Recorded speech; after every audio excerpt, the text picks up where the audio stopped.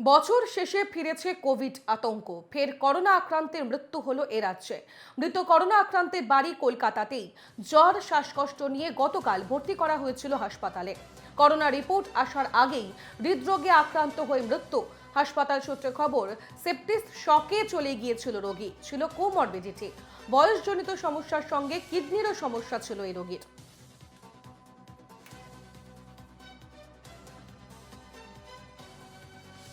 বছর শেষে রাজ্যে করোনা আক্রান্তের মৃত্যুতে স্বাভাবিকভাবেই কিছুটা হলেও আতঙ্ক ছড়িয়েছে, তবে চিকিৎসকরা কিন্তু বারবার বলছেন আতঙ্কিত এনডিএসসি নয়, যারা এক্সপার্ট তারা বলতে পারবেন সেক্ষেত্রে ডাক্তারবাবুরা সতর্ক থাকুন। এ ব্যাপারে সতর্ক থাকা উচিত সবার। আর কী ধরনের সতর্কতা নেওয়া উচিত এটাও সবাইকে জানানো উচিত। সাধারণত শীতের সময় ঠান্ডার সময় বলে করোনা হয় না, আমরা বুঝতে পারছি না কী এটা সত্যি করোনা, না হলে কিছু হলেই অজানা জ্বর বলে চালিয়ে দেয় এখানকার সরকার। সত্যি সত্যি কি এটা জেনে সাধারণ মানুষকে সতর্ক করা উচিত।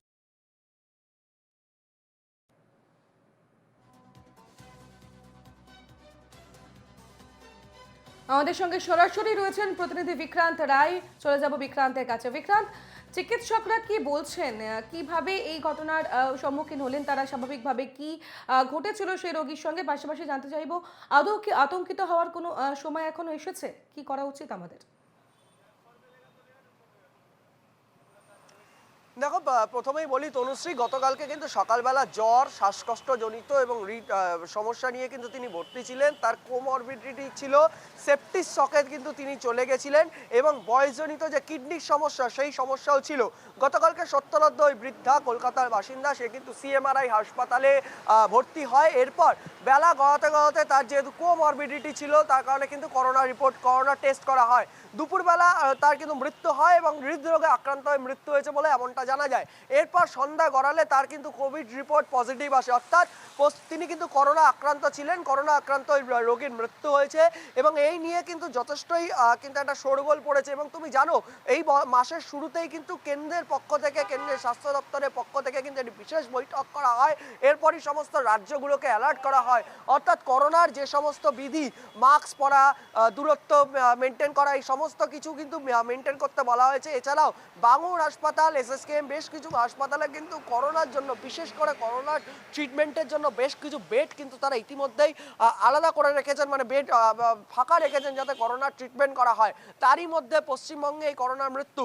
এবং তুমি জানবে যে গতকাল কিন্তু দুজন, গতকাল কিন্তু টোটাল 6 জন করোনা আক্রান্তের মৃত্যু হয়েছে। কিন্তু তার মধ্যে পশ্চিমবঙ্গের একটি বাসিন্দা রয়েছেন, পশ্চিমবঙ্গের একজন বাসিন্দা রয়েছেন এবং দিল্লিতে কিন্তু করোনা JN.1, যে করোনার যে নতুন উপপ্রজাতি JN.1, সেই আক্রান্তের কিন্তু সংখ্যা দিল্লিতে মিলেছে।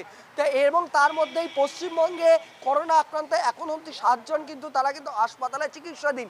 এবং করোনা আক্রান্তের মৃত্যুতে এই ঘটনা কিন্তু যথেষ্টই শোরগোল পড়েছে। এবং যে নিয়মগুলো তুমি জানো, সামনেই নতুন বছর, তার কারণে বিভিন্ন জায়গায় প্রচুর পরিমাণে জমায়েত হয়। যেমনটা আমরা দেখেছি বড়দিনে যে জমায়েত আমরা হতে দেখেছি, এই জমায়েত কিন্তু এড়াতে চাইছেন রাজ্য সরকারের পক্ষ থেকে এবং তারা কিন্তু বিশেষ ব্যবস্থা নেওয়া কিন্তু তারা ইতিমধ্যেই চিন্তা ভাবনা করা শুরু করেছেন। এবং এই মৃত্যুতে কিন্তু টনক নড়েছে বা আরও সতর্ক হওয়ার সময় এসছে। কারণ যেভাবে 2019 থেকে আমরা 2021 অবধি যে কোভিড পিরিয়ড আমরা দেখেছি, আমরা লকডাউন দেখেছি, তাতে করে একটা অভিজ্ঞতা কিন্তু আমাদের আছে যে করোনার ক্ষেত্রে যে বিধিনিষেধগুলো রয়েছে, অর্থাৎ মাস্ক পরা, দূরত্ব বজায় রাখা, বারবার হাত সাবান দিয়ে ধোয়া বা হাত স্যানিটাইজ করা, এইগুলো করলে যে করোনার যে বিষয়গুলো রয়েছে, যেটা মানে একদম ভয়াবহ পরিস্থিতি হতে পারে, সেটা থেকে কিন্তু অবশ্যই রেহাই পাবে সাধারণ মানুষ। তনুশ্রী,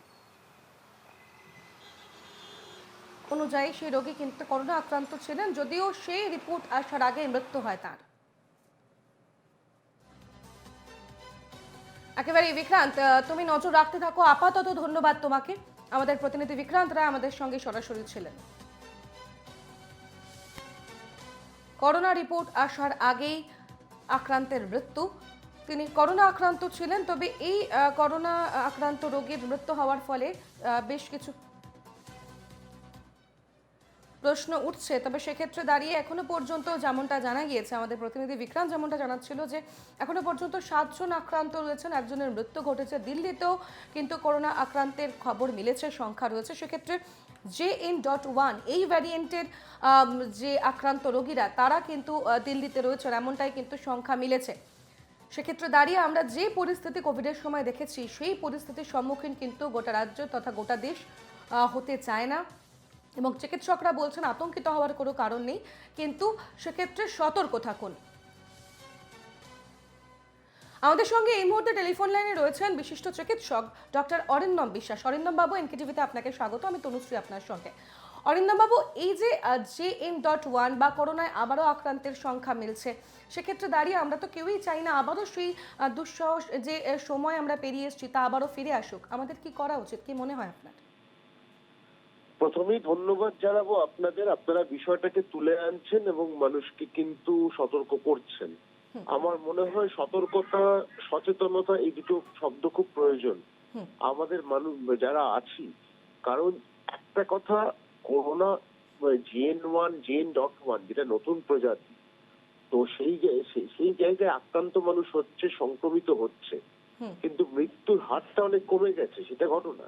কিন্তু আমরা সহজভাবে নিতে পারি না, গুরুত্ব সহকারে আমাদের বিচার করতে হবে বিষয়টা। এবং আবার আমি বলছি, মাস্ক প্রয়োজন, স্যানিটাইজার প্রয়োজন, এই দুটো তো এখন আছে। আর যদি সংক্রমণ বাড়তে থাকে, আরেকটা উপায় হচ্ছে আবার নতুন করে বুস্টার ডোজ, তাহলেই কিন্তু আমরা আয়ত্তের মধ্যে আনতে পারবো, নিয়ন্ত্রণ করতে পারবো।